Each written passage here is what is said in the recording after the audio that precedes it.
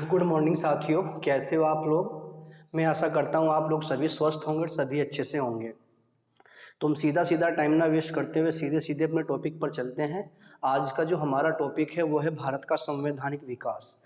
भारत का जो संवैधानिक विकास है ये हमने दो भागों में पढ़ना है, एक कंपनी के अधीन शासन और एक आपका ब्रिटिश क्राउन के अधीन शासन। तो फिलहाल तो हम चर्चा करेंगे कि भारत का संवैधानिक विकास कैसे हुआ है। फिलहाल हम चर्चा कैसे करेंगे कि भारत का संवैधानिक विकास कैसे हुआ है। तो आपका पहला पॉइंट है, आप पहला पॉइंट नोट डाल के लिखिएगा। भारत आने वाला प्रथम अंग्रेज, भारत आने वाला प्रथम अंग्रेज John Mildenhall. Next point, Akbar के दरबार में आने वाला अंग्रेज रॉल्फ फिंच। अकबर के दरबार में आने वाला अंग्रेज रॉल्फ फिंच। नेक्स्ट पॉइंट, अंग्रेजों ने ब्रिटेन में जाकर अंग्रेजों ने ब्रिटेन में जाकर व्यापारियों का एक समूह बनाया जिसे मर्चेंट एडवेंचर्स के नाम से जाना गया। अंग्रेजों ने जाकर ब्रिटेन में व्यापारियों का एक समूह बनाया जिसे मर्चेंट एडवेंचर के नाम से जाना गया और यही ग्रुप ब्रिटेन की महारानी के पास पहुंचा। उस समय ब्रिटेन की महारानी हुआ करती थी महारानी एलिजाबेथ टेलर प्रथम। यही ग्रुप ब्रिटेन की महारानी एलिजाबेथ टेलर प्रथम के पास पहुंचा और भारत तथा पूर्वी देशों में व्यापार करने के लिए अनुमति मांगी। नेक्स्ट पॉइंट, इसी ग्रुप ने ईस्ट इंडिया कंपनी की स्थापना की। इसी ग्रुप ने ईस्ट इंडिया कंपनी की स्थापना की। नेक्स्ट पॉइंट, महारानी एलिजाबेथ टेलर प्रथम के द्वारा 31 दिसंबर 1600 ईस्वी को इस ग्रुप को एक राजलेख प्रदान किया गया। नेक्स्ट पॉइंट में आप लिखोगे महारानी एलिजाबेथ टेलर प्रथम के द्वारा, महारानी एलिजाबेथ टेलर प्रथम के द्वारा इसी ग्रुप को 31 दिसंबर 1600 ईस्वी को एक राजलेख प्रदान किया गया और उसी राजलेख के तहत इस ग्रुप को भारत तथा पूर्वी देशों में व्यापार करने के लिए 15 वर्षों का एकाधिकार प्राप्त हुआ और इसी ग्रुप को 15 वर्षों के लिए भारत तथा पूर्वी देशों में व्यापार करने के लिए एकाधिकार प्राप्त हुआ। नेक्स्ट पॉइंट, जब ब्रिटिश भारत में आए यानी जब अंग्रेज भारत में आए तो इनकी तीन मुख्य जगह हुआ करती थी। एक बंगाल,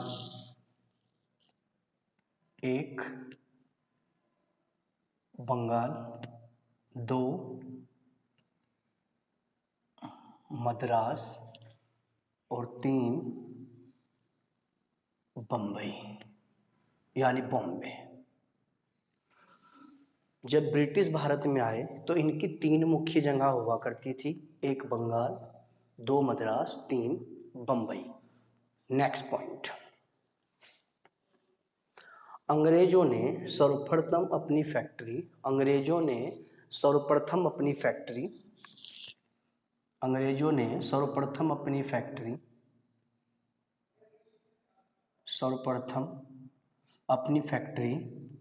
गुजरात के सूरत में सन 1613 ईस्वी में खोली। गुजरात के सूरत में सन 1613 ईस्वी में खोली, लेकिन इन्होंने सर्वप्रथम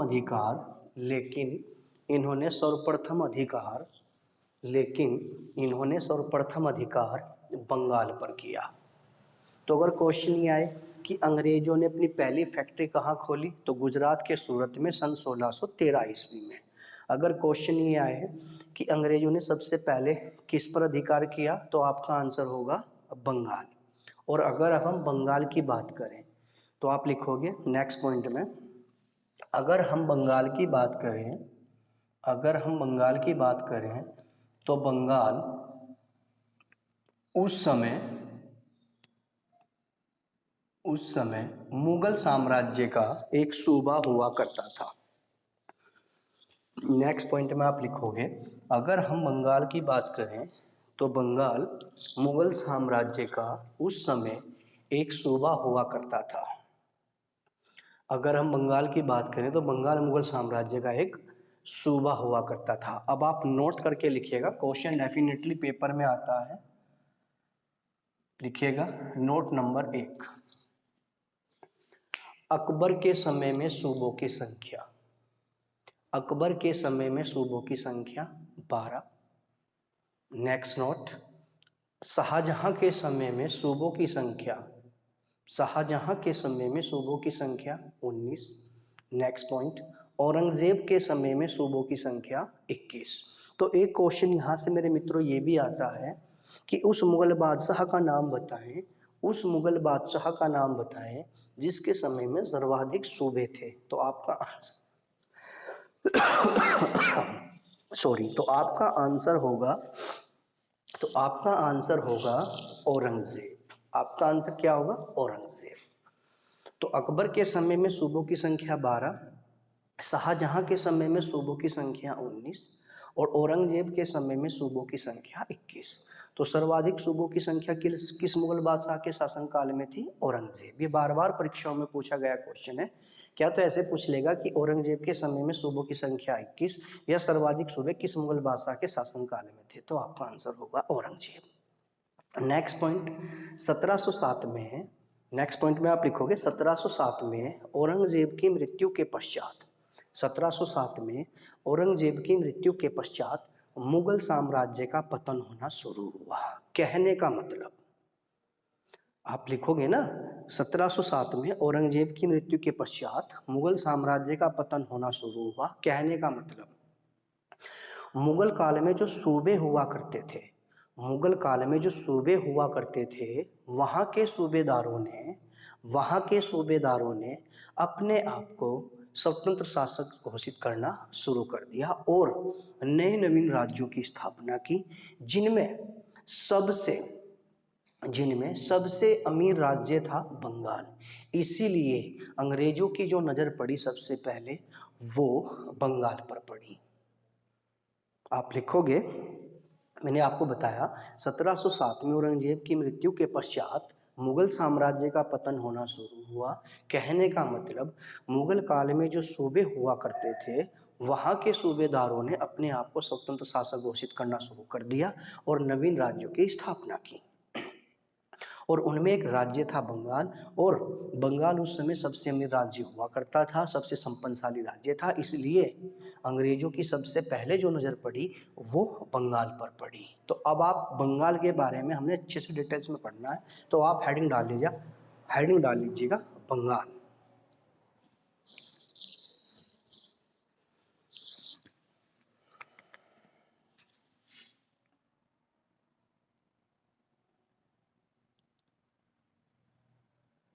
बंगाल आप लिखोगे, फर्स्ट पॉइंट लिखोगे मुगल साम्राज्य का एक सूबा हुआ करता था। बंगाल में आप फर्स्ट पॉइंट लिखोगे मुगल साम्राज्य का एक सूबा हुआ करता था। नेक्स्ट पॉइंट, 1700 ईस्वी में औरंगजेब के द्वारा 1700 ईस्वी में औरंगजेब के द्वारा मुर्शीद कुली खां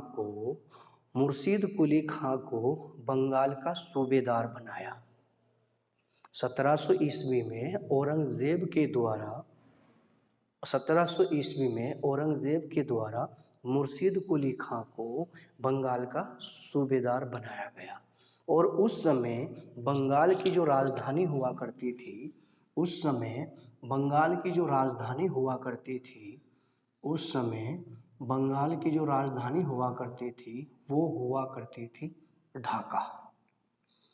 उस समय बंगाल की राजधानी हुआ करती थी ढाका। नेक्स्ट पॉइंट, फर्रुख सियर के शासनकाल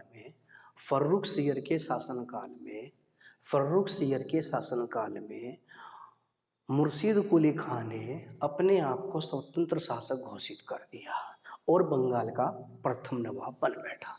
तो बंगाल का जो प्रथम नवाब बना, अगर क्वेश्चन ये आए बंगाल का प्रथम नवाब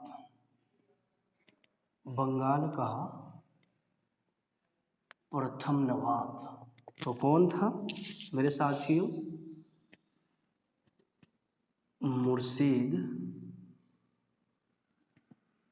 कुली खां।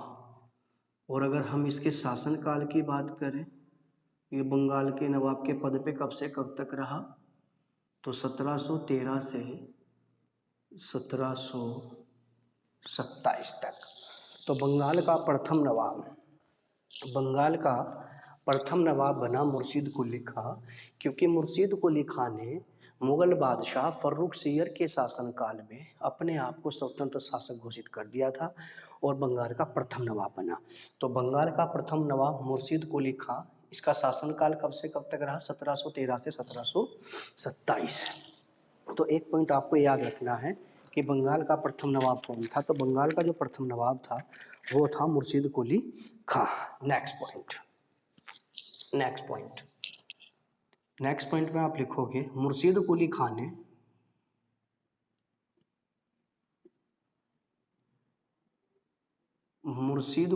ने मुर्शिदाबाद नामक नगर की स्थापना की। मुर्शिदाबाद नामक नए नगर की स्थापना की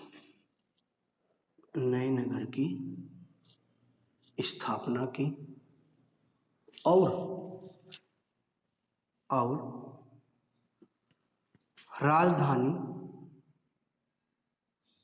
राजधानी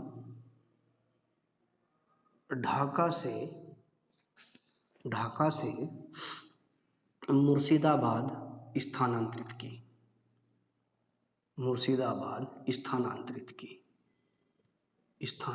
की और राजधानी ढाका से मुर्शिदाबाद स्थानांतरित की। तो बंगाल का जो प्रथम नवाब बना वो मुर्शीद कुली खां बना। और अगर हम इसके शासनकाल की बात करें तो 1713 से 1727। मुर्शीद कुली खां ने मुर्शिदाबाद नामक नए नगर की स्थापना की और राजधानी ढाका से मुर्शिदाबाद स्थानांतरित की। नेक्स्ट पॉइंट में लिखोगे लेकिन उधर फर्रुख सियर ने 1717 ईस्वी में अंग्रेजों को गोल्डन ऑर्डिनेंस जारी किया। कहने का मतलब स्वर्णिम फरमान जारी किया। स्वर्णिम फरमान 1717 में फर्रुख सियर ने, लेकिन उधर फर्रुख सियर ने 1717 ईस्वी में अंग्रेजों को स्वर्णिम फरमान जारी किया, यानी गोल्डन ऑर्डिनेंस जारी किया। गोल्डन ऑर्डिनेंस यानी स्वर्णिम फरमान क्या था, आप लिखोगे अच्छे से, नेक्स्ट पॉइंट में है ये। लेकिन उधर फर्रुख सियर ने अंग्रेजों को स्वर्णिम फरमान जारी किया, यानी अंग्रेजों को बंगाल में कर मुक्त व्यापार करने की अनुमति प्रदान की गई। यानी अंग्रेजों को बंगाल में कर मुक्त व्यापार करने की अनुमति प्रदान की गई। तो क्वेश्चन पेपर में डेफिनेटली लगता है कि किस मुगल बादशाह के द्वारा अंग्रेजों को स्वर्णिम फरमान जारी किया गया था, तो आपका आंसर होगा फर्रुख सियर। और किस मुगल बादशाह के शासनकाल में मुर्शीद कुली खां ने अपने आप को स्वतंत्र शासक घोषित किया था, तो आपका आंसर होगा फर्रुख सियर। और फर्रुख सियर को हम कहें तो भारतीय इतिहास में घृणित कायर के नाम से जाना जाता है। औरंगजेब की मृत्यु के पश्चात मुगल बादशाह बना मुअज्जम के बाद बना जहांदार शाह, और जहांदार शाह के बाद बना था फर्रुख सियर। तो फर्रुख सियर के ही शासनकाल में मुर्शीद कुली खां ने अपने आप को स्वतंत्र शासक घोषित किया और बंगाल का प्रथम नवाब बन बैठा। लेकिन उधर फर्रुख सियर ने ही अंग्रेजों को स्वर्णिम फरमान जारी किया और इस स्वर्णिम फरमान के तहत अंग्रेजों को बंगाल में कर मुक्त व्यापार करने की अनुमति प्रदान की गई। नेक्स्ट पॉइंट मुर्शीद कुली खां के बाद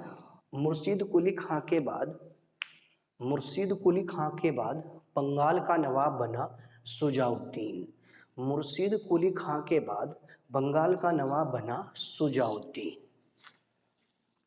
मुर्शीद कुली खां के बाद अगर हम बंगाल के अगले नवाब की बात करें, मुर्शीद कुली खां के बाद बंगाल का नवाब बना शुजाउद्दीन।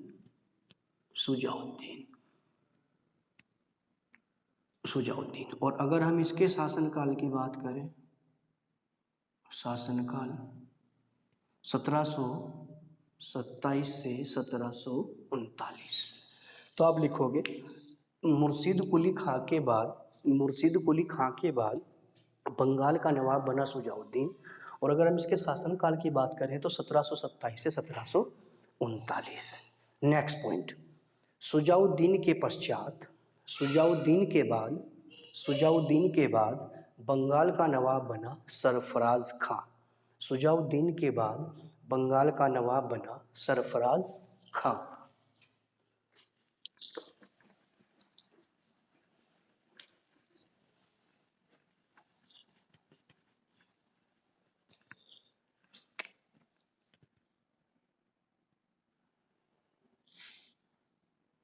शुजाउद्दीन के पश्चात बंगाल का नवाब बना सरफराज खां। और अगर इसके हम शासनकाल की बात करें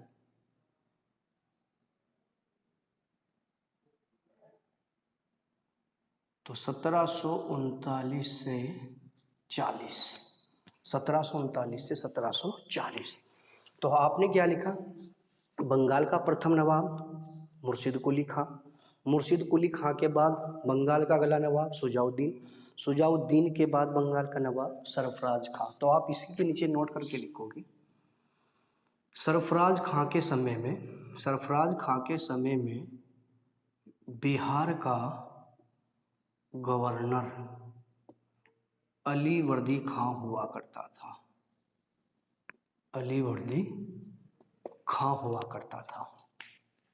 सरफराज खां के समय में बिहार का गवर्नर अलीवर्दी खां हुआ करता था। और इसी अलीवर्दी खां ने सरफराज खां के विरुद्ध विद्रोह किया और इन दोनों के बीच लड़ा गया घेरिया का युद्ध। और इस युद्ध में सरफराज खां मारा गया और बंगाल का नवाब बना अलीवर्दी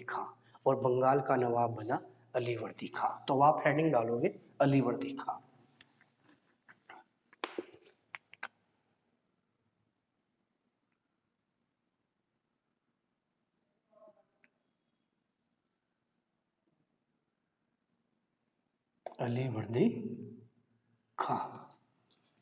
अलीवर्दी खां। अगर हम इसके शासनकाल की बात करें, अलीवर्दी खां के अगर हम शासनकाल की बात करें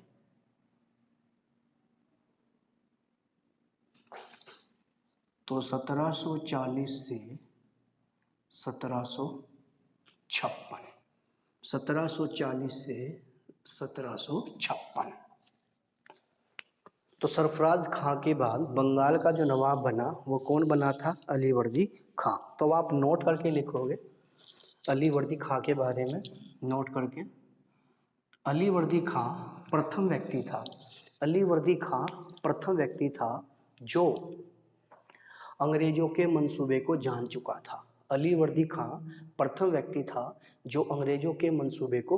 चुका था।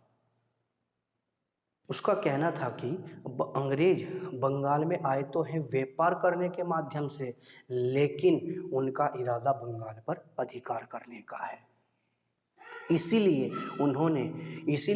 अलीवर्दी खां ने अंग्रेजों के बारे में कुछ शब्द कहे। उन्होंने कहा, ये मधुमक्खियों के समान है, यदि आप इन्हें पालोगे तो ये बहुत ज़्यादा शहद देंगे, और यदि आप इन्हें छेड़ोगे तो ये काट काट कर मार डालेंगे। तो क्वेश्चन पेपर में ये पंक्ति लगती है कि भाई ये पंक्ति किसकी है, यदि आप इन्हें पालोगे तो ये बहुत ज़्यादा शहद देंगे, और यदि आप इन्हें छेड़ोगे तो ये काट काट कर मार डालेंगे। ये कहा था अलीवर्दी खां ने। किसके बारे में कहा था, अंग्रेजों के बारे में कहा था। तो नेक्स्ट पॉइंट अब आप लिखोगे, अलीवर्दी खां के पश्चात बंगाल का नवाब बना इसी का नवासा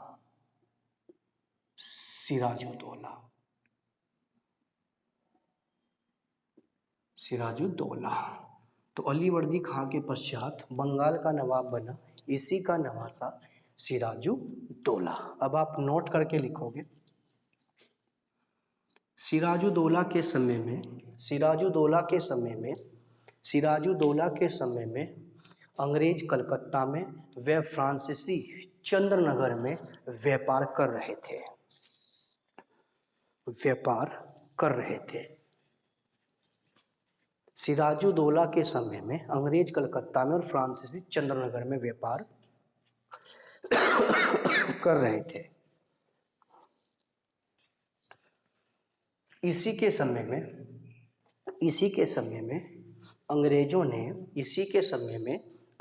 ने कलकत्ता की और फ्रांसीसियों ने चंद्रनगर की किलाबंदी शुरू की।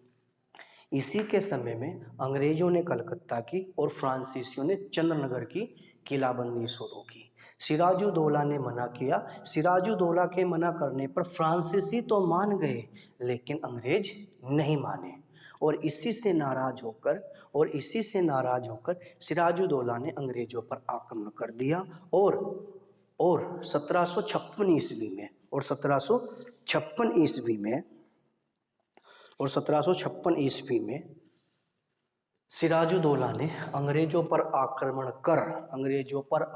कर कलकत्ता व कासिम बाजार पर अधिकार कर लिया। कलकत्ता और कासिम बाजार पर अधिकार कर लिया। तो क्या लिखा आपने लिखा है, अलीवर्दी खां के पश्चात इसी का नवासा सिराजुद्दौला बंगाल का नवाब बना। नोट करके आपने लिखा, सिराजुद्दौला के समय में अंग्रेज व फ्रांसीसी व्यापार कर रहे थे। अंग्रेज व्यापार कर रहे थे कलकत्ता में और फ्रांसीसी व्यापार कर रहे थे चंद्रनगर में। इसी के समय में अंग्रेजों और फ्रांसीसियों ने किलाबंदी शुरू की। सिराजुद्दौला के मना करने पर फ्रांसीसी तो मान गए लेकिन अंग्रेज नहीं माने, तो इससे नाराज होकर सन 1756 में सिराजुद्दौला ने अंग्रेजों पर आक्रमण कर दिया और कलकत्ता व कासिम बाजार पर अधिकार कर लिया। तो अब आप नोट करके आप क्या लिखोगे, सिराजुद्दौला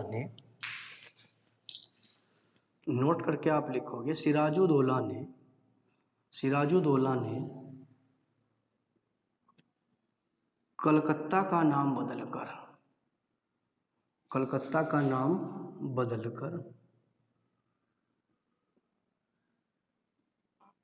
अलीनगर रखा। कलकत्ता का नाम बदलकर अलीनगर रखा। तो अब आप हेडिंग डालोगे, कालकोठरी की घटना।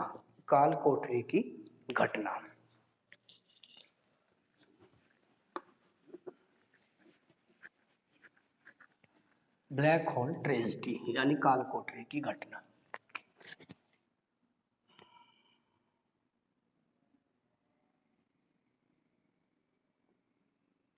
कालकोठरी की